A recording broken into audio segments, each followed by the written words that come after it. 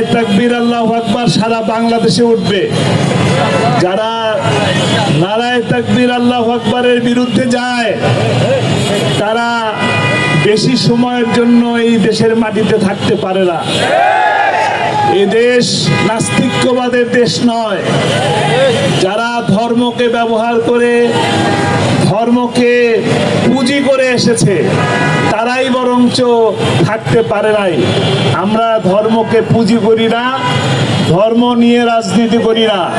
স্পষ্ট কথা, আমরা ধর্মের রাজনীতি করি। আমার প্রিয় ভাইয়েরা, সাংবাদিক ভাইয়েরা, কথাটা স্পষ্ট শুনে নেন। আমরা ধর্মের রাজনীতি করি, ধর্ম নিয়ে রাজনীতি করি না। আমাদের সময় আসলে মাথায় পট্টি লাগাই না, আর ভোটের সময় আসলে হাতে তসবিহ নেই না। আমরা টুপি মাথায় দেই, সর্বসময় দেই, নামাজের ওয়াক্তে মসজিদেও যাই, আর ওই বলি না যে তাহাজ্জুদের ওয়াক্তে উঠি আর ফজরের নামাজ পড়ার আগে কোরআন পড়ি। যারা গণভবনে গিয়েছেন তারা অনেকেই জায়নামাজ খুঁজেছে, জায়নামাজ পায় নাই।